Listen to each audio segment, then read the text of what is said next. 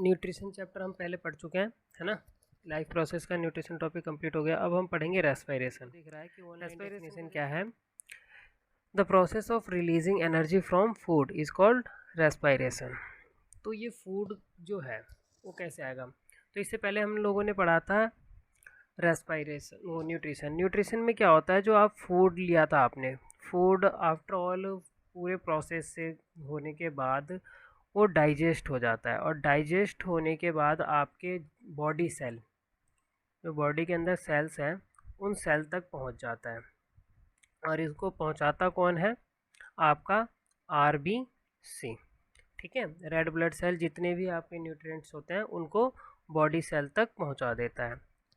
जब ये body cell तक आपके फूड न्यूट्रिएंट्स पहुंच गए, उसके बाद क्या होता है, जब आप ब्रीथ करते हो, रेस्पायर करते हो, तो उसमें क्या होता है, आपका जो फूड है वो ब्रेक डाउन होता है, और ब्रेक डाउन होने के बाद एनर्जी रिलीज करता है। क्या करता है? एनर्जी रिलीज करता है, जिसे हम क्या कहते हैं? रेस्पायरेशन। तो इसे प्रॉपर वे में अगर आप देखो, फुल डेफिनेशन इसकी क्या है? The biochemical process in which cell of organism, क्या? Cell of organism obtain energy. तो उसे कैसे क्या मिलती है? Cell of organism obtain energy by combining oxygen and glucose. तो ग्लूकोज जो है वो ऑक्सीजन से कंबाइन होकर के क्या हो रहा है? बर्न हो रहा है ना। और बर्न होने के बाद आपको क्या दे रहा है? Carbon dioxide as a product and water. और जब वो बर्न होता है तो उसमें से एनर्जी रिलीज होती है। क्या रिलीज होती है? एनर्जी। और this energy is help us to do work, help us to do work. ठीक है, और ये जो एनर्जी होती है एटीपी के फॉर्म में स्टोर्ड होती है बॉडी के अंदर। ठीक है, तो सिंपल सी डेफिनेशन ये है, the process of releasing energy from food is called respiration. और आप इसे प्रॉपरली डीपली घुस करके देखो तो chemical process in which cell of organism obtain energy by combining oxygen plus glucose resulting in releasing carbon dioxide, water and ATP. ATP क्या है? The form of energy. It is also called the currency of energy in the cell. ठीक है, तो आपको यहाँ पे इसकी reaction दिख रही होगी, glucose plus oxygen gives carbon dioxide and water. Respiration दिखा और ब्रीदिंग, है ना। रेस्पिरेशन और ब्रीदिंग के अंदर क्या डिफरेंस है? तो रेस्पिरेशन और ब्रीदिंग, जब आप सिर्फ सिंपली इनहेल करते हो, क्या करते हो? इनहेल। तो यहाँ पे जो आप सिर्फ एक सिंपल सा प्रोसेस है ना, जब आप इनहेल करते हो क्या? ऑक्सीजन को, और एक्सहेल करते हो कार्बन डाइऑक्साइड को। ठीक है, बस एक गैस के एक्सचेंज को, है ना, आप ब्रीदिंग कहते हो। क्या कहते हो? ब्रीदिंग। ठीक है, बट रेस्पिरेशन क्या है? रेस्पिरेशन में आपने जो गैस ब्रीद की है, ब्रीदिंग के बाद भी इसकी जो वर्किंग है वो चल ही रही है ना। जो आपने ऑक्सीजन इनहेल की, उस ऑक्सीजन का कहाँ पे यूज़ किया गया? बर्निंग में, है ना। फूड के साथ रिएक्शन में, फूड के साथ रिएक्शन हुई और आपको क्या मिला? Carbon dioxide plus water and energy. ठीक है, और एनर्जी मिलने के बाद ये जो कार्बन डाइऑक्साइड है फिर दोबारा आपके नोज के थ्रू एनवायरनमेंट में चली गई। कहाँ चली गई? एनवायरनमेंट में, है ना। तो ये जो पूरा प्रोसेस है वो होता है आपका रेस्पायरेशन। ठीक है, तो सिंपली कह सकते हो ये जो है आपका ब्रीदिंग, ये कैसा है? The process of gaseous exchange with environment. Simply पहला पॉइंट क्या है? The process of gaseous exchange with environment. But जो आपका रेस्पायरेशन है वो क्या है? The process that break down food to release energy. ठीक है, तो इस प्रोसेस के बाद भी जो प्रोसेस चल रहा है वो क्या है? आपका रेस्पायरेशन। देखो, दोनों प्रोसेस हर समय चलते हैं, रेस्पायरेशन भी हर समय चलता है, टेक प्लेस ऑल टाइम, और ब्रीदिंग भी टेक प्लेस ऑल टाइम। अब आप देखोगे कि रेस्पायरेशन बॉडी के सेल में चलता है ना, इन एवरी सेल, क्योंकि एनर्जी तो वहीं रिलीज होती है, वहीं स्टोर होकर के रहती है। बट जो आपका ब्रीदिंग है वो कहाँ पे चल रहा है? Take place at lungs, simply. ठीक है, जब आपने ब्रीद इन किया तो आपके लंग्स जो है, उस लंग्स के अंदर ये फिल्ड अप हो गए, ठीक है। जब आपने ब्रीद आउट किया तो वो जो है वो एम्प्टी हो गया, ठीक है, वहाँ से जो गैसेस हैं कार्बन डाइऑक्साइड वो निकल गया। आप देखोगे इसने रेस्पिरेशन में आप क्या यूज़ कर रहे हो, ऑक्सीजन यूज़ कर रहे हो, क्या कर रहे हो, ऑक्सीजन, ठीक है। और वो ऑक्सीजन कहाँ से आ रहा है रेस्पिरेशन के लिए, वो ब्रीदिंग प्रोसेस से आ रहा है। किस प्रोसेस से आ रहा है, ब्रीदिंग प्रोसेस से, ठीक है। जब आपने ब्रीथ किया और वो ऑक्सीजन जो है उस ऑक्सीजन को आपने रेस्पिरेशन के लिए यूज़ किया, फिर एनर्जी रिलीज हुई, ठीक है। लेकिन ब्रीदिंग में क्या कर रहे हो, आप जस्ट टेक कर रहे हो क्या, ऑक्सीजन, क्या कर रहे हो, जस्ट ऑक्सीजन ले रहे हो, कहाँ से, एनवायरमेंट से, ठीक है। अब रेस्पिरेशन का फाइनल प्रोडक्ट आपको पता ही है, वाटर होता है, कार्बन डाइऑक्साइड होता है और एनर्जी होती है एटीपी, ठीक है। और ये जो कार्बन डाइऑक्साइड प्रोड्यूस होता है, अब ये प्रोसेस भी ना ब्रीदिंग के द्वारा रिलीज की जाती है, ठीक है। जब आपने ब्रीद आउट किया है ना, एक्सेल किया, तो जो ये प्रोडक्ट निकला है, क्या प्रोडक्ट निकला है, कौन सी गैस निकली है, कार्बन डाइऑक्साइड। वो गैस कौन रिलीज करेगा, आपका ब्रीदिंग प्रोसेस करेगा, ब्रीदिंग प्रोसेस में भी एक्सेल के द्वारा, ठीक है, ड्यूरिंग रेस्पिरेशन। अब हम देखते हैं डिफरेंस रेस्पिरेशन, सेलुलर रेस्पिरेशन और फोटोसिंथेसिस में। देखो सेलुलर रेस्पिरेशन में और फोटोसिंथेसिस, इससे पहले हम फोटोसिंथेसिस पढ़ चुके हैं।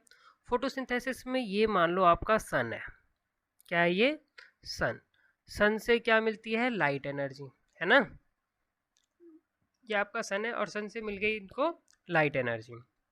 और ये लीव्स के ऊपर जो है ये आपका लीव्स था, और लीव्स के ऊपर क्या है, क्लोरोप्लास्ट, ठीक है।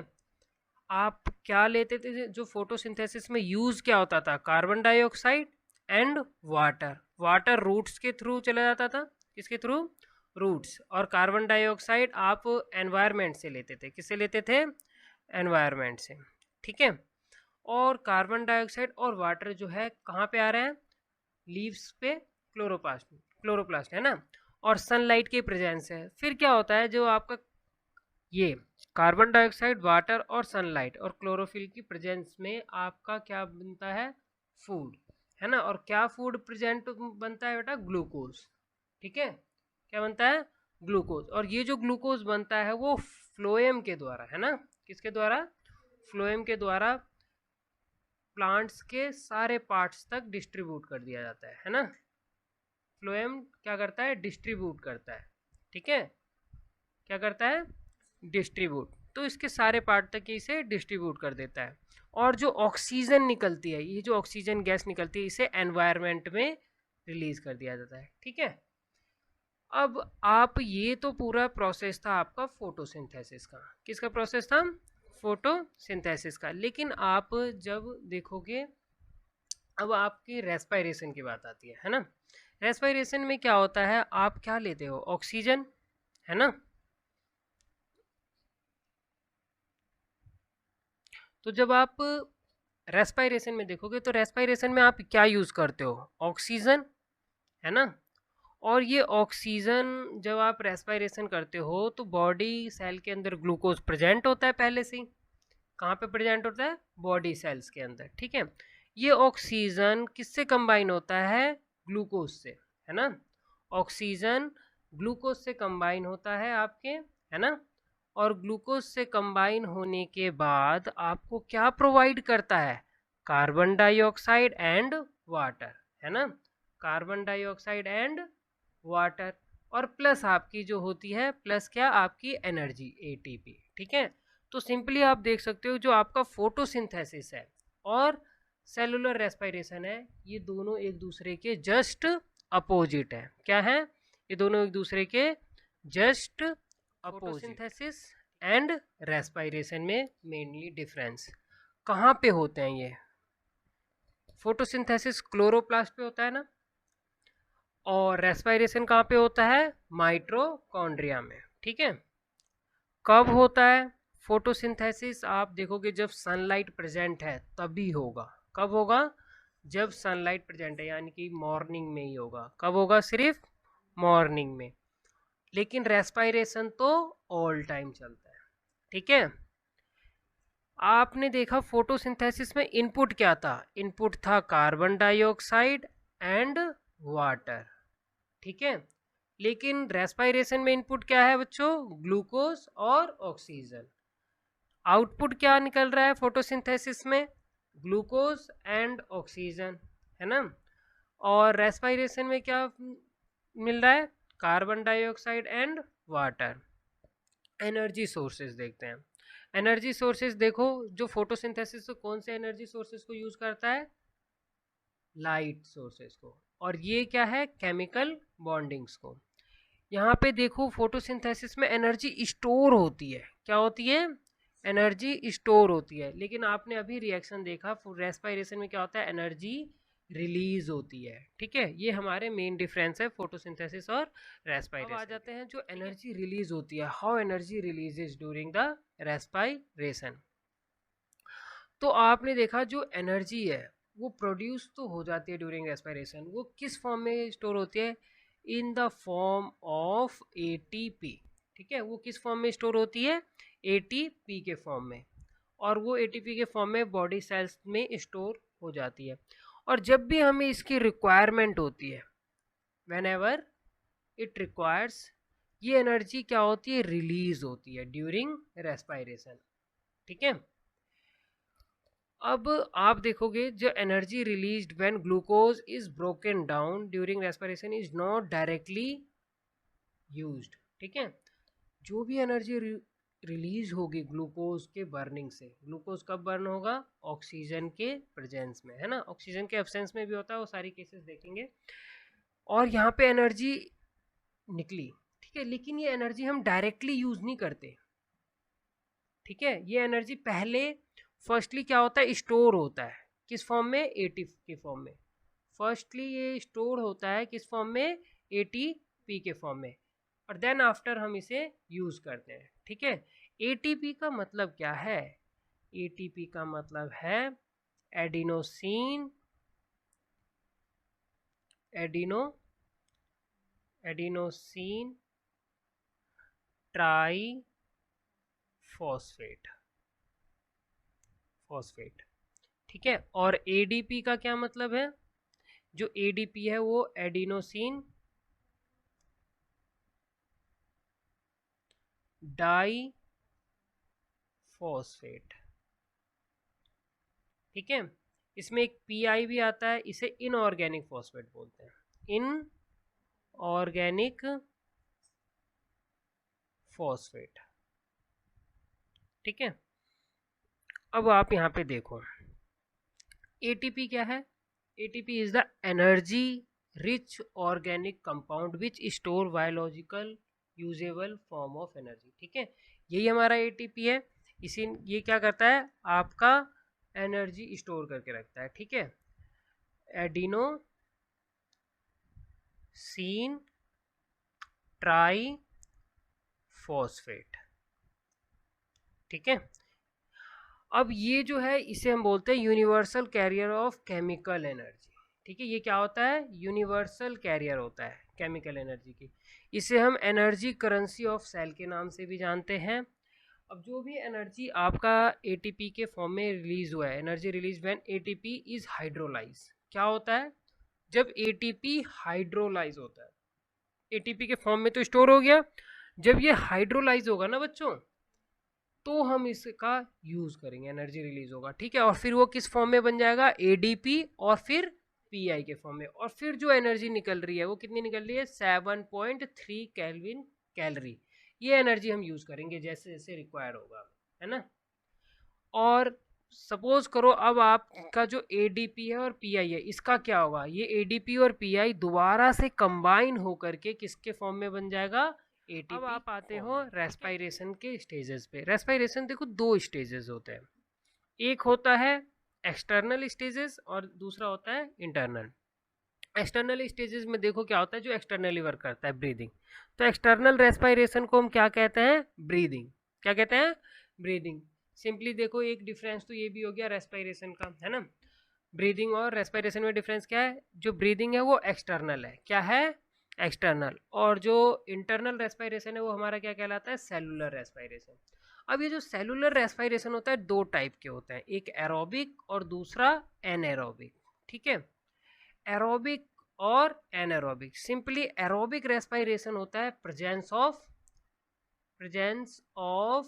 ऑक्सीजन, ठीक है, यानी कि ऑक्सीजन के प्रेजेंस में जब ग्लूकोज का ब्रेक डाउन हो, ये जो ग्लूकोज है, ये ग्लूकोज किसके प्रेजेंस में ब्रेक हो रहा है, ऑक्सीजन के प्रेजेंस में, ठीक है, तो इसे हम क्या बोलेंगे, एरोबिक रेस्पिरेशन। और यहाँ जो एनर्जी रिलीज होगी वो कितना होगा, 38 ATP, ठीक है। तो ग्लूकोज जो है, 1 मॉलिक्यूल ऑफ ग्लूकोज का जब ग्लाइकोलिसिस होगा, ग्लाइकोलिसिस कहाँ होता है, साइटोप्लाज्म में, ठीक है, ग्लाइकोलिसिस जब होगा और वो बन जाएगा पायरुवेट में या पायरुविक एसिड में, तो एक ग्लूकोज का मॉलिक्यूल कितने मॉलिक्यूल के बराबर होगा, 2 मॉलिक्यूल ऑफ पायरुवेट, ठीक है। और ये जो 2 मॉलिक्यूल ऑफ पायरुवेट है, अगर इसे ऑक्सीजन प्रोवाइड हुई, क्या प्रोवाइड हुई, ऑक्सीजन, ठीक है, तो फिर ये क्या होगा, 6 कार्बन डाइऑक्साइड मॉलिक्यूल, फिर 6 हाइड्रोजन वाटर मॉलिक्यूल और 38 ATP एनर्जी रिलीज करता है। ये आपका एरोबिक रेस्पिरेशन होता है। कौन सा होता है, एरोबिक रेस्पिरेशन। ये प्लांट प्लस एनिमल दोनों में सेम होता है एरोबिक, ठीक है, प्लांट प्लस एनिमल में दोनों में सेम होता है। सिंपली फिर आप एनारोबिक रेस्पिरेशन देखोगे तो एनारोबिक रेस्पिरेशन में क्या होता है, एक ग्लूकोज का मॉलिक्यूल, इसका जब ग्लाइकोलिसिस होता है, जब ग्लूकोज पायरुवेट एसिड में कन्वर्ट होता है, उसे बोलते हैं ग्लाइकोलिसिस, ठीक है। और ग्लाइकोलिसिस हमेशा साइटोप्लाज्म में होता है, तीनों कंडीशंस में, ठीक है। तो ये जो है आपका एक मॉलिक्यूल 2 पायरुवेट में बन गया, 2 पायरुवेट, अगर आपको ऑक्सीजन नहीं मिली, O2 प्रेजेंट नहीं था, ठीक है, तो ये ज़्यादातर केस किस में देखने को मिलता है, ईस्ट में। इसे बोलते हैं फर्मेंटेशन। क्या बोलते हैं, फर्मेंटेशन। तो आपका बन जाता है इथेनॉल। क्या बन जाता है, इथेनॉल, ठीक है, एल्कोहल फॉर्मिंग, ठीक है। तो एल्कोहल जो बनता है वो इसी प्रोसेस का यूज करके बनता है। और 2 कार्बन डाइऑक्साइड और फिर 2 ही ATP मॉलिक्यूल, यानी कि एक ग्लूकोज से 2 पायरुविक एसिड और 2 पायरुविक एसिड से 2 इथेनॉल या 2 ATP मॉलिक्यूल, ठीक है। जब एनिमल मसल्स के अंदर आप जब ज़्यादा विग्रस एक्सरसाइज करते हो तो आपको क्या होता है, क्रैम्प्स वगैरह पड़ने लगते हैं। वो क्यों होता है, एक ग्लूकोज का जो मॉलिक्यूल है, इसमें इसका ग्लाइकोलिसिस हुआ, 2 पायरुविक एसिड में आ गया, अब्सेंस ऑफ ऑक्सीजन है, मसल टिश्यू के अंदर हो रहा है, तो इसमें क्या फॉर्मिंग हो जाता है, लैक्टिक एसिड। ये एनिमल मसल्स के लिए, ठीक है। प्लांट्स के अंदर क्या बन जाता है, एल्कोहल, प्लांट्स के अंदर एल्कोहल और एनिमल मसल्स के अंदर लैक्टिक एसिड, और फिर 2 ही ATP एनर्जी रिलीज होती है, ठीक है। तो जैसा कि आप देख रहे हो यहाँ पे, इसमें हो क्या रहा है, इसमें एक ग्लूकोज, जो ग्लूकोज है आपका, ग्लूकोज किस में कन्वर्ट हो रहा है, पायरुविक में, ठीक है, पायरुविक एसिड में। और पायरुविक एसिड से आप देखो यहाँ पे 3 कंडीशंस निकल के आ रहे थे। कितने कंडीशंस, 3, ठीक है। ये 3 कंडीशंस कौन कौन से थे, यहाँ पे हमने बोला एरोबिक रेस्पिरेशन हो रहा है। कौन सा हो रहा है, एरोबिक, एरोबिक हो रहा है। और यहाँ पे ये दोनों जो कंडीशंस है वो एनएरोबिक के हैं। किसके हैं, एन एरोबिक के, ठीक है, ये भी एनएरोबिक का है, ठीक है। तो आप देख रहे थे एक जो ग्लूकोज था, एक इसका मॉलिक्यूल 2 मॉलिक्यूल बना रहा था पायरुवेट का, किसका, हाँ, एक मॉलिक्यूल जो इसका 2 मॉलिक्यूल बना रहा था आपका पायरुविक एसिड का, ठीक है।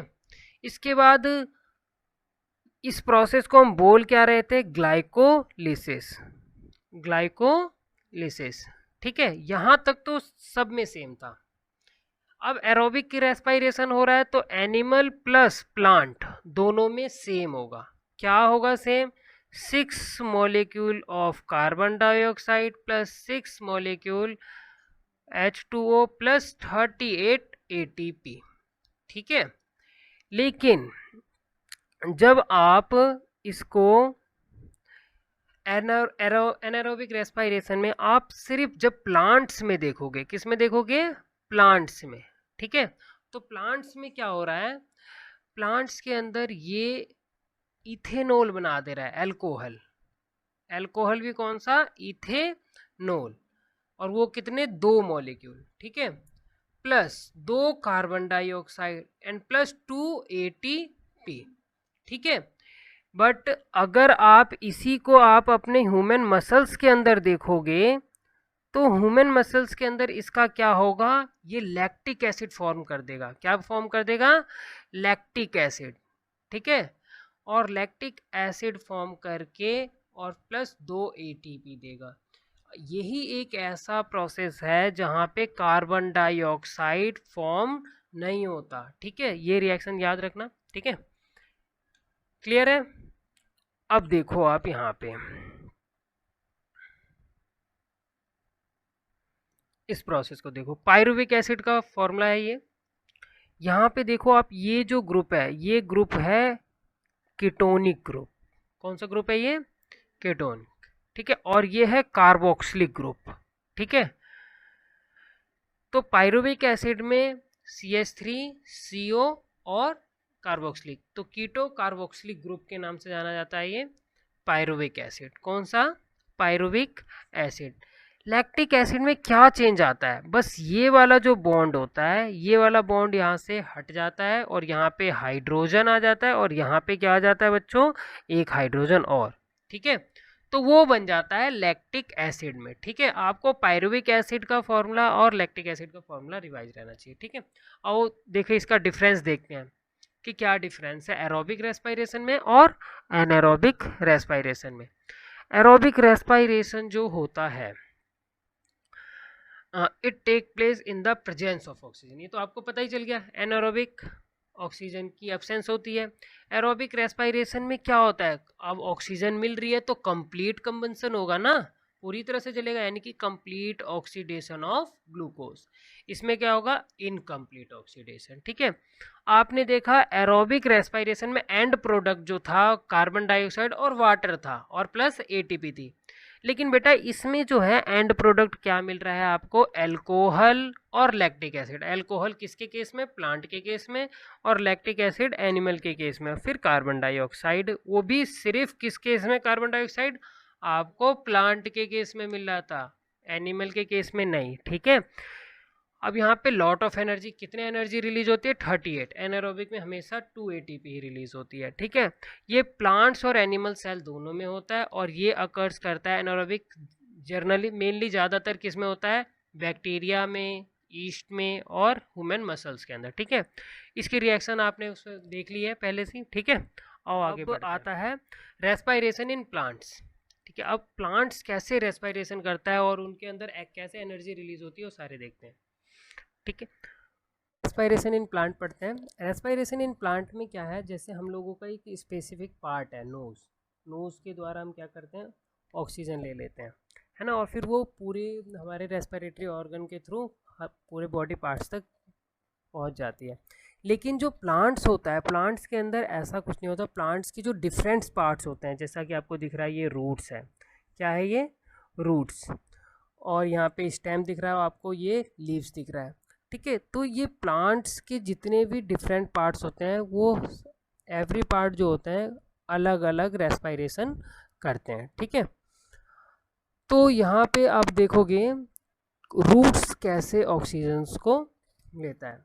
जो आप देख रहे हो सॉइल पार्टिकल्स होते हैं, सॉइल पार्टिकल्स के बीच में जो गैप होता है, उन गैप्स के बीच में ऑक्सीजन एयर स्पेस होता है, वहाँ से जो होते हैं आपके रूट्स जो हैं क्या करते हैं, ऑक्सीजन्स को लेते हैं, ठीक है। और फिर यहाँ से रूट्स को तो एब्जॉर्ब मिल गई और एयर मिल गई, कहाँ से, सॉइल से।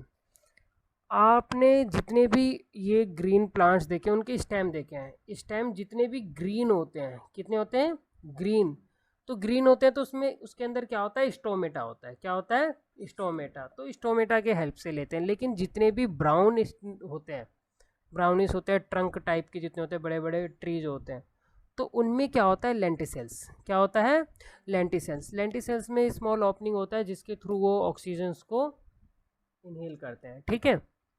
और जो इसका आपका कौन सा पार्ट बच रहा है, लीव्स। लीव्स क्या करता है, लीव्स के अंदर भी क्या होता है, स्टोमेटा। स्टोमेटा में जो होता है गार्ड सेल होता है, गार्ड सेल ही इसकी ओपनिंग और क्लोजिंग करता है और स्टोमेटा के थ्रू ही ये क्या लेते हैं, ऑक्सीजन एंड कार्बन डाइऑक्साइड। ठीक है, जिस तरह से हम लोगों को ऑक्सीजन की ज़रूरत होती है, प्लांट्स भी ऑक्सीजन लेते हैं रेस्पायरेशन के लिए। ठीक है, तो all parts of plant perform respiration individually, तो जितने भी पार्ट्स हैं अलग अलग रेस्पायरेशन करते हैं। और ये जो है दे यूजेस डिफ्यूज़न।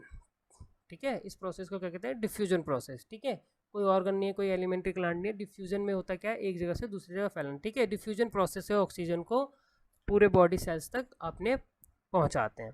ठीक है, अब इसमें जो मेन चीज़ आती है वो ये आती है,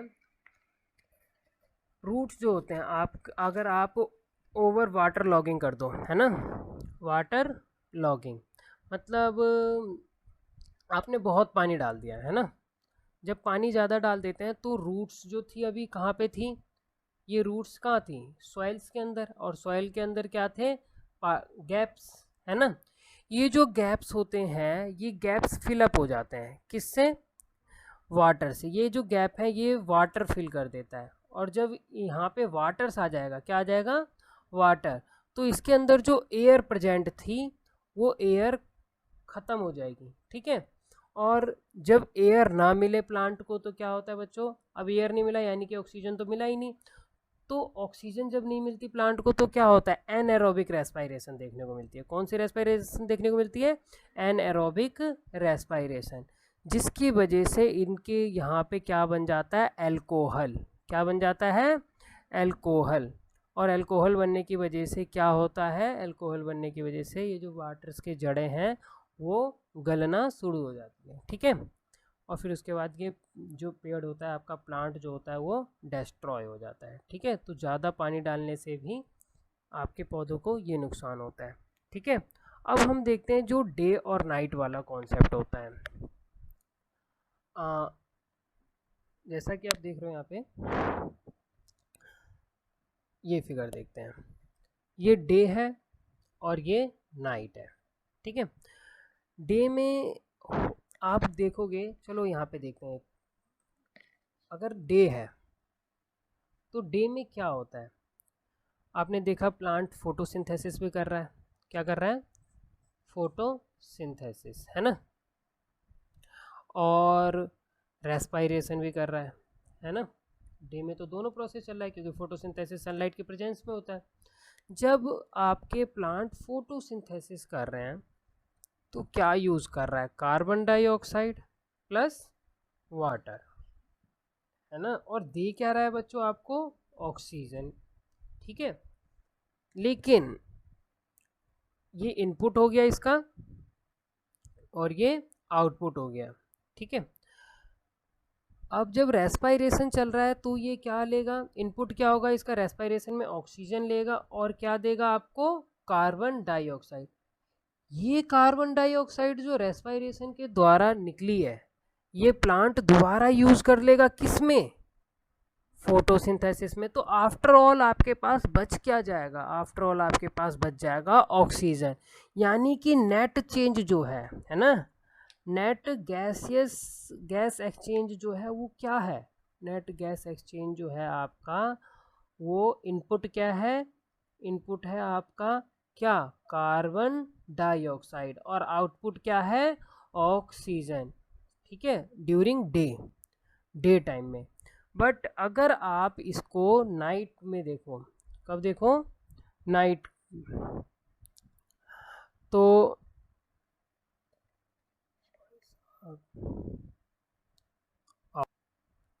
लेकिन अगर आप नाइट में देखो, क्या देखो, नाइट में, तो नाइट में एक प्रोसेस चल ही नहीं रहा। कौन सा प्रोसेस नहीं चल रहा, फोटोसिंथेसिस, ये प्रोसेस नहीं चल रहा। क्यों नहीं चल रहा, सनलाइट तो है ही नहीं।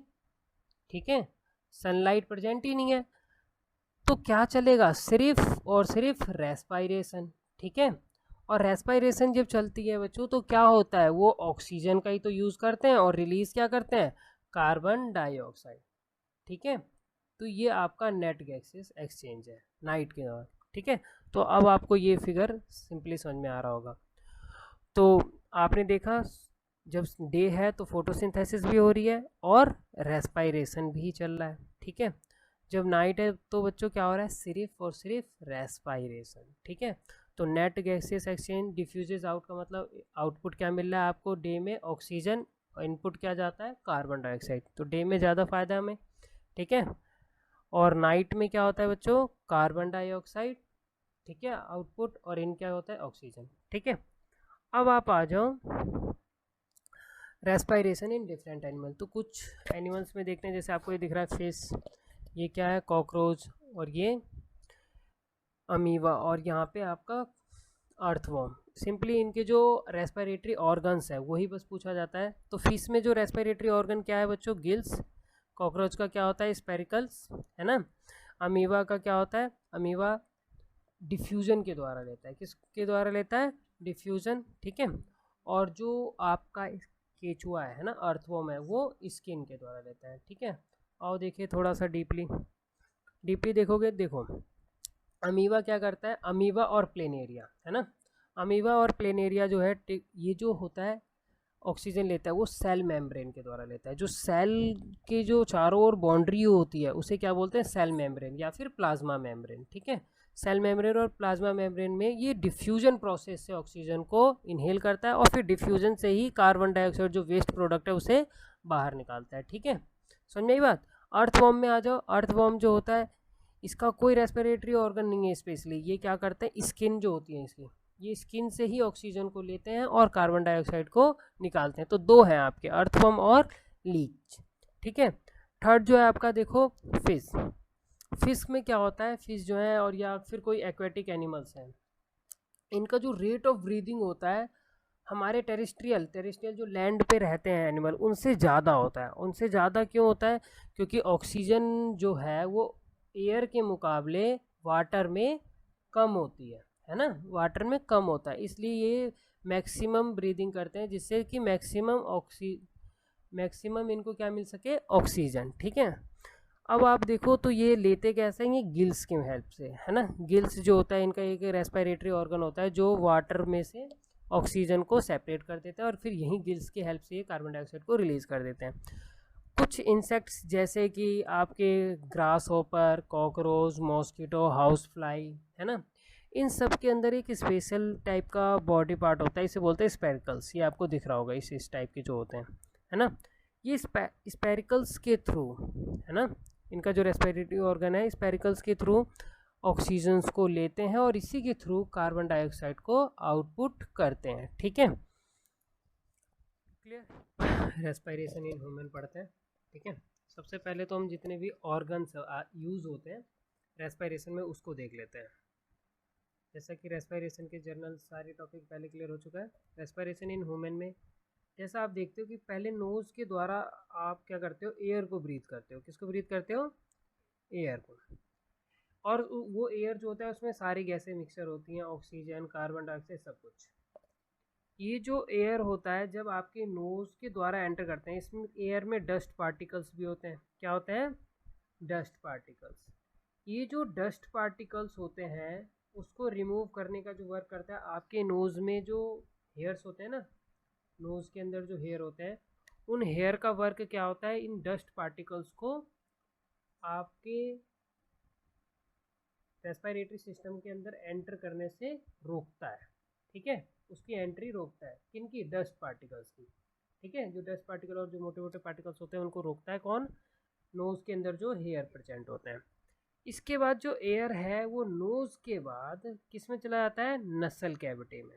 किसके बाद, नसल कैविटी। नोज़ से एंटर होते वो नसल कैविटी में आ गया। नसल कैविटी के बाद जो आपके एयर्स होते हैं वो किस में जाते हैं, फेरनेक्स में।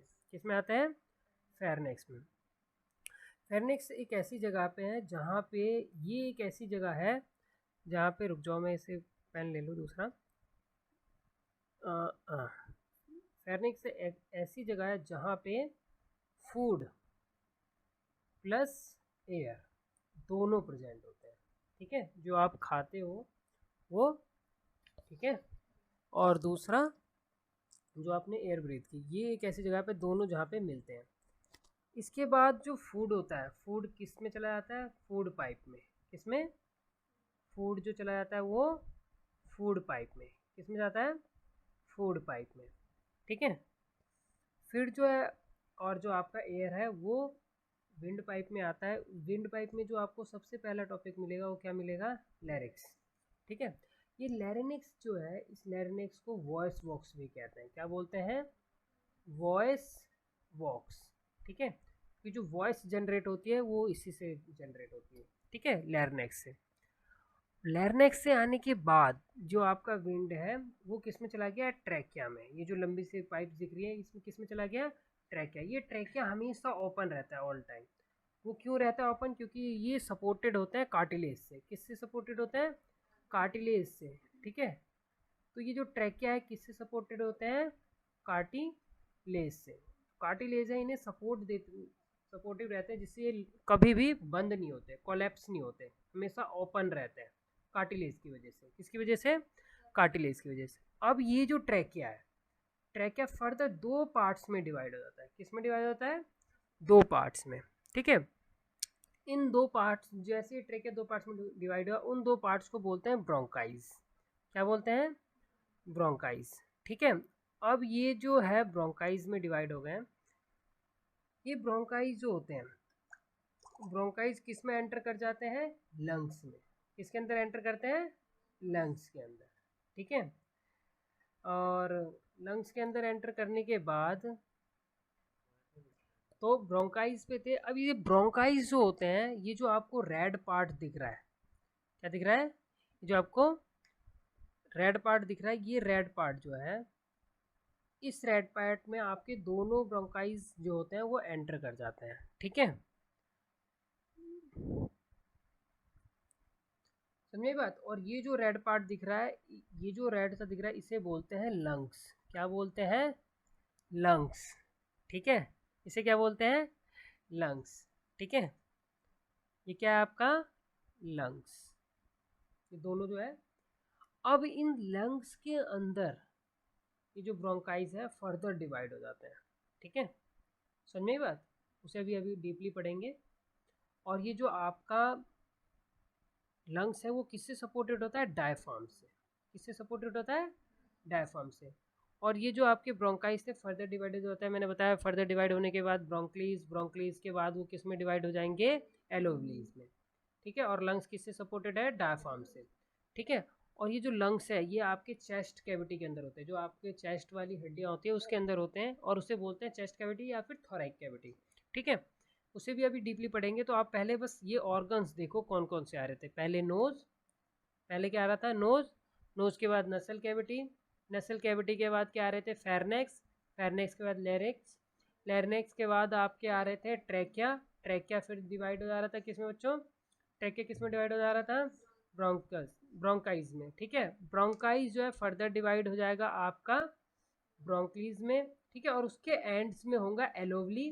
क्या होगा, एलोवली। ठीक है, एलोवली के बाद जो है आपका फर्दर फिर किस में डिवाइड हो जाएगा, एलोवली के बाद एंड होता है। फिर ना आप देखो लंग्स जो होता है सपोर्टेड किससे होता है, डायफ्राम से। किससे सपोर्टेड होता है, डायफ्राम जो है इसे नीचे सपोर्ट करता है, और ये इसे सेपरेट करता है किससे, डाइजेस्टिव सिस्टम से। किससे, डाइजेस्टिव सिस्टम से। ठीक है, तो ये कुछ पार्ट्स हैं, इन्हें अभी अभी डीपली घुस करके पढ़ेंगे। ठीक है, तो अब आप देखो पहले तो नसल कैविटी और नोज। ठीक है, ये जो आप देख रहे हो नोज, ये आपको नोज दिख रहा है, और ये आपका माउथ है। यहाँ से आप एयर्स आप इनहेल करते हो, ऑक्सीजन, है ना, ऑक्सीजन या फिर एयर, पूरा एयर होता है जिसमें ऑक्सीजन भी प्रेजेंट होता है। ठीक है, ये ऑक्सीजन जब यहाँ पे एंटर करता है तो यहाँ से ऑक्सीजन इनहेल हो जाता है। इस पूरे को क्या बोलते हैं हम, नसल कैविटी। क्या बोलते हैं, नसल कैविटी। और ये नीचे होता है आपका माउथ। ठीक है, क्या होता है, माउथ। माउथ और नसल कैविटी के बीच में जो आपका अपर पार्ट होता है, जैसे आप माउथ के ऊपर जो आप देखते हो थोड़ा सा ये हार्ड टाइप का जो होता है, ठीक है, उसे बोलते हैं बॉनी प्लेट। क्या बोलते हैं, बॉनी प्लेट। ठीक है, जो आप माउथ के ऊपर जो बोलते हैं, जैसे तालू बोलते हो आप लोग हिंदी में, तो क्या बोलते हैं, बॉनी प्लेट। बॉनी प्लेट का क्या काम है, आपको नोज और आपके माउथ को अलग करता है। ठीक है, बस इसमें इतना ही देखना है हमें। इसके बाद तो आपने यहाँ पे क्या देखा, नोज और फिर नसल कैविटी। ठीक है, नोज और नसल कैविटी होने के बाद अब यहाँ पे आपके पास आता है तीन चीज़ रह रही थी। नोज नसल कैविटी के बाद आपका फेरनेक्स रह रहा था और लैरिंक्स, है ना। फेरनेक्स एक ऐसी जगह जहाँ पे फूड और विंड दोनों मिलते हैं। देखो इसके जस्ट नीचे होगा फेरनेक्स, है ना। देखो आपको दिख रहा होगा ओरोफेरनेक्स, ये सब आपको बस फेरनेक्स याद रखना है, ठीक है। फेरनेक्स पे क्या, जो आप खाना खा रहे हो वो और जो एयर आ रहा है वो दोनों के दोनों आप यहाँ पे मिलते हैं, इसे बोलते हैं फेरनेक्स। फेरनेक्स के बाद आता है आपका वॉइस बॉक्स जिसे बोलते हैं लैरिंक्स, ठीक है। फेरनेक्स और फिर लैरिंक्स, ठीक है। इन दोनों को छोड़ करके अब दो ये हो गए और दो ये हो गए, चार पार्ट हो गए। नोज, नसल कैविटी, फेरनेक्स और फिर लैरिंक्स। अब ये तीन देखो, अगर आप ऑब्जर्व करो तो आपको ये देखने को मिलेगा कि जो आपका लंग्स है वो इन्वर्टेड टी की तरह है। पूरा रेस्पिरेटरी सिस्टम कैसा है, इन्वर्टेड ट्री। अब ये ट्री का ये वाला पार्ट क्या होता है, ट्रंक होता है। ट्री का ये वाला पार्ट क्या होता है, ट्रंक। और ट्रंक से क्या दिख रहा है आपको, ट्रैकिया। क्या दिख रहा है, ट्रैकिया। और जब ट्रंक दो भागों में डिवाइड हो जाता है, दो पार्ट्स में डिवाइड होता है, उसे हम क्या बोलते हैं, ब्रांच। क्या बोलते हैं, ब्रांच।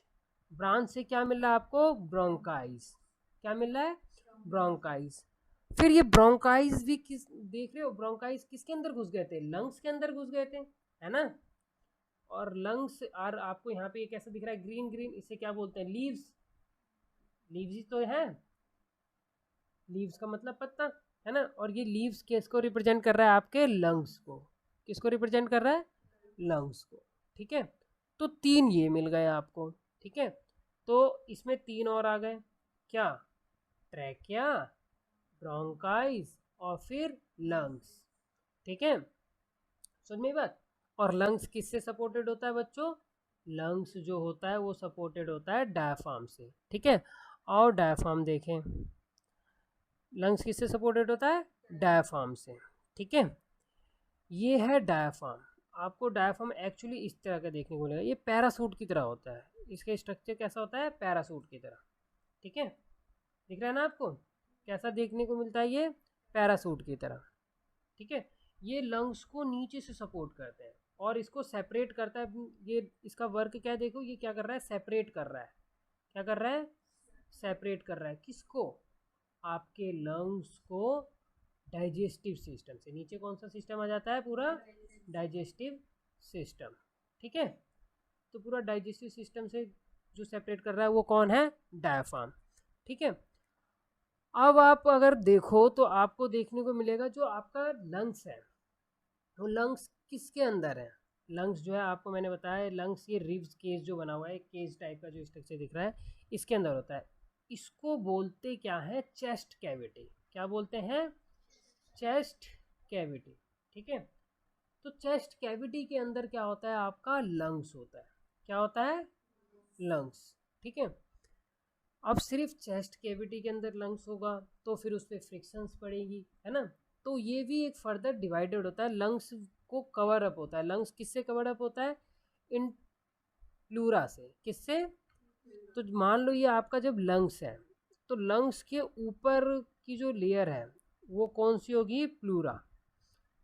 कौन सी लेयर होगी, प्लूरा। ये प्लूरा क्या करता है, ये प्लूरा करता है आपके लंग्स को रिब केज से, फ्रिक्शन से बचाता है। किससे बचाता है, फ्रिक्शन से। किससे, फ्रिक्शन से, ठीक है। ये उसमें घर्षण ना करे, फ्रिक्शन ना हो, इसलिए करके उस वो किसका वर्क होता है, प्लूरा का, ठीक है। और प्लूरा, अब जो प्लूरा भी है, प्लूरा के बाद जो आती है, प्लूरा के बाद कौन सी आती है लेयर, इंटरकोस्टल मसल। कौन सा मसल, तो ये जो आपके इसके बाद जो एक लेयर आती है वो होती है आपकी इंटरकोस्टल मसल। कौन सी मसल होती है, इंटरकोस्टल मसल, ठीक है।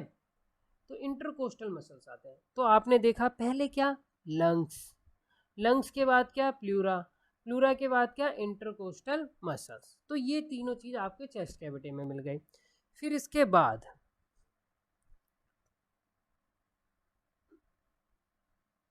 देखो, अब इसके बाद ये फिगर ना आपको सारा क्लियर कर देगा। आपने देखा, पहले आपने बोला नोज़, क्या था, नोज़, ठीक है। नोज़ के बाद आपने देखा नसल कैविटी भी, ये भी आपको क्लियर हो गया। नसल कैविटी के बाद आपने देखा फेरनेक्स, फिर लैरिंक्स, ठीक है। फेरनेक्स और लैरिंक्स के बाद आपको बताओ ट्री वाला डायग्राम याद करो, ट्रैकिया ट्रंक से, ठीक है, ब्रांच से ब्रोंकाइस, और फिर ब्रोंकाइस से किस में डिवाइड हो, और ये ब्रोंकाइस किस में आ गए, लंग्स में, ठीक है। बेटा लंग्स के अंदर भी ये जो ब्रोंकाइस है ये फर्दर डिवाइड हो जाते हैं। ये फिगर आपको पूरा क्लियर करेगा। ये जो ब्रोंकाइस है देखो, ये आपका ट्रैकिया था, क्या था ये, ट्रैकिया। ट्रैकिया इन दो पार्ट्स में बढ़ गया, इसे आपने बोल दिया ब्रोंकाइस, क्या बोल दिया, ब्रोंकाइस। अब ना ये फर्दर जब डिवाइड हो जाते हैं, ठीक है, फिर उसके बाद ये फिर से डिवाइड हो जाते हैं, ठीक है। तो ये तो यहाँ तक तो आपका ठीक है, यहाँ इसके बाद आपका आ जाता है लंग्स, क्या आ जाता है, लंग्स, ठीक है। तो यहाँ पे जो है आपका ये ब्रोंकाई था, ब्रोंकाई के बाद ये जो कहलाता है आपका, इसको बोलते हैं ये प्राइमरी ब्रोंकाई, दिख रहा है आपको, प्राइमरी ब्रोंकस। फिर उसके बाद ये जब दोबारा डिवाइड हुआ, ये जो चीज़ें डिवाइड हो रही हैं इसको आप बोलते हो सेकेंडरी। अब ये दो पार्ट्स में बढ़ गए, कितने में बढ़ गए, सेकेंडरी। तो दूसरा जब दोबारा फर्दर डिवाइड होगा, वो ब्रांच दोबारा डिवाइड हो गया तो उसे क्या बोलेंगे, सेकेंडरी। सेकेंडरी के बाद अब ये ब्रांच आया और उसके बाद ये फिर डिवाइड हो, अगर ये आगे चलता तो ये भी डिवाइड हो जाता ना 3 पार्ट्स में, ठीक है, समझे, 3 पार्ट या 4 पार्ट जितने, अब ये डिवाइड होता तो इसे क्या बोलेंगे, टर्सरी, ठीक है, इसे क्या बोलेंगे, टर्सरी, ठीक है। अब टर्सरी ये 3 पार्ट में डिवाइड होने के बाद, 3 पार्ट में डिवाइड होने के बाद ये लास्ट में आएंगे टर्मिनल ब्रोंकाइज में, किस में आएंगे, टर्मिनल ब्रोंकाइज में। और टर्मिनल ब्रोंकाइज के एंड में जो आपका एंड होगा वहाँ पे आपको कुछ इस टाइप का देखने को मिलेगा, ठीक है। जैसे आपका ये हो गया, ये ब्रोंकाइज हो गए, है ना, प्राइमरी सेकेंडरी टर्सरी, तो लास्ट में कुछ इस टाइप का आपको देखने को मिलेगा, फुल टाइप का, है ना। इसे बोलते हैं बेटा एलोवली। तो लंग्स के अंदर भी आपने ब्रोंकाइज देखा, ब्रोंकाइज में प्राइमरी ब्रोंकाइज, है ना, सेकेंडरी ब्रोंकाइज, सेकेंडरी के बाद टर्सरी ब्रोंकस, है ना, और फिर टर्सरी के बाद आपने देखा टर्मिनल, क्या देखा, टर्मिनल ब्रोंकाइज, है ना। टर्मिनल ब्रोंकाइज के पास आपने क्या पाया, टर्मिनल ब्रोंकाइज के पास आपने जो एक इस टाइप का फूल टाइप का पाया, जो फूल गोभी टाइप का है ना, इसे आप बोल रहे हो एलोवली, क्या बोल रहे हो आप इसे, एलोवली, ठीक है। ये एलोवली जो है यहाँ पे ही आप देख रहे होगे इस फिगर में, इस फिगर में आपको क्या देख रहा है, ये दिख रहा है, आप एलोवली में देखो कि जो ऑक्सीजन है ये एलोवली किससे सराउंडेड होता है, कैपिलरी से, किससे सराउंडेड होता है, कैपिलरीज में होता है ब्लड, और ब्लड के अंदर क्या होता है बेटा, हेमोग्लोबिन, क्या होता है, हेमोग्लोबिन, ठीक है। अब ये जो हेमोग्लोबिन है, इस हेमोग्लोबिन का वर्क, हेमोग्लोबिन जो है क्या करता है, जो ऑक्सीजन आया है वो ऑक्सीजन को कैरी कर लेता है, ठीक है। हेमोग्लोबिन क्या करता है, कैरी करता है, क्या करता है, कैरी, क्या, ऑक्सीजन, ठीक है, और उसको लंग्स से कहाँ लेकर के चला जाता है, वो उसे लंग्स से हार्ट के पास ले जाता है, कहाँ लेके चला जाता है, हार्ट के पास, और हार्ट क्या करता है, उसे फुल बॉडी को प्रोवाइड कर देता है, किसको दे देता है, फुल बॉडी को, ठीक है। तो यहाँ पे एक ये चीज़ सबसे इम्पोर्टेंट टॉपिक रहा आपके लिए, वो ये कि जो आपका ये जो दिख रहा है ना एलोवली, क्या दिख रहा है, एलोवली जो है ये साइट है, क्या है, साइट, जगह है जहाँ पे ऑक्सीजन एंड कार्बन डाइऑक्साइड का एक्सचेंज हो रहा है, क्या हो रहा है, एक्सचेंज हो रहा है, ठीक है। तो आपको सारा दिख गया, इसके सारे पार्ट समझ में आ गए होंगे, नोज 1, नसल कैविटी 2, फेरनेक्स 3, लैरिंक्स 4, ट्रैकिया 5, ठीक है। ट्रैकिया के बाद 5 के बाद आपका आता है 6 ब्रोंकाइज, ठीक है। और ब्रोंकाइज किसके अंदर एंटर हो जाता है बेटा, इसके अंदर एंटर हो जाता है, किसके अंदर, लंग्स के अंदर। अभी लंग्स के अंदर के पार्ट है, किसके अंदर के पार्ट है, लंग्स के अंदर। लंग्स के अंदर ये जो ब्रोंकाइज है किसमें होता है, देखो divide, number 1 primary bronchus, secondary bronchus, tertiary bronchus, और ये फिर उसके बाद टर्मिनल। टर्मिनल पे आपको क्या देखने को मिलता है, टर्मिनल पे आपको देखने को मिलता है एलोवली। क्या देखने को मिलता है, एलोवली। और एलोवली का क्या काम है, एलोवली का काम है और जो गैसेस आई हैं उनको एक्सचेंज करना। बॉडी से जो कार्बन डाइऑक्साइड आई है उसको ब्रोंकस में पहुंचाना, और जो एयर से जो हमने लिया ऑक्सीजन उसको बॉडी तक लेके आना। ठीक है, अब आप देखो इसे, अब आ जाते हैं कि एयर कैसे कैसे मूव होता है। आपने मान लो ऑक्सीजन लिया, क्या लिया, ऑक्सीजन। ये ऑक्सीजन आपने एयर एनवायरनमेंट से लिया है, किससे लिया है, एनवायरनमेंट से। ठीक है, ये जो ऑक्सीजन है नोज के द्वारा नसल कैविटी में आ गए, किसके द्वारा, नोज के द्वारा नसल कैविटी में। तो पहले एनवायरनमेंट में नोज से, फिर ये किस में आ गए, नसल कैविटी। नसल कैविटी के बाद फिर किस में चले गए बच्चों, फेरनेक्स में। फेरनेक्स के बाद किस में चले गए, ट्रैकिया में। ठीक है, ट्रैकिया के बाद, ठीक है, ट्रैकिया के बाद वो किस में चले जाते हैं, ब्रोंकाइज। ठीक है, आपको यहाँ पे एक चीज ओमिट दिख रही होगी, लैरिनेक्स, है ना। लैरिनेक्स क्या है, वॉइस बॉक्स है। जब आप कुछ बोलते हो तो उससे वॉइस क्रिएट होती है, ठीक है, उससे होता हुआ जाएगा। ठीक है, ट्रैकिया में। ट्रैकिया के बाद जो है वो किस में आया, ब्रोंकाइज में। ठीक है, ब्रोंकाइज में भी आपने देखा था, फिर ब्रोंकाइज कितने पार्ट में थे, प्राइमरी, सेकेंडरी, टर्सरी, फिर टर्मिनल, फिर ब्रोंकाइज। ठीक है, उन सबको भूल जाओ। आप ब्रोंकाइज के बाद वो किस में चला गया, ब्रोंकुलस में, है ना, सबसे लास्ट छोटे छोटे पार्ट। और वहाँ पे क्या मिला, ब्रोंकुलस से आपका टर्मिनल ब्रोंकुलस के पास क्या मिला, एलोवली। एलोवली क्या था, साइट था, देख रहे हो, oxygen and carbon dioxide exchange at alveoli. ठीक है, यहाँ पे एक्सचेंज हो गया। इसके बाद आपको पता है ऑक्सीजन बॉडी तक पहुँच गई। ठीक है, ऑक्सीजन जो थी वो कहाँ पे पहुँच गई, एलोवली से कैपिलरी में चली गई, है ना। और कैपिलरी ने क्या काम किया, उसको हार्ट के पास लेके चला गया। किसके पास लेके चला गया, और हार्ट ने क्या किया, उसको फुल बॉडी को दे दिया, क्योंकि हार्ट क्या है, हमारा पंप सिस्टम।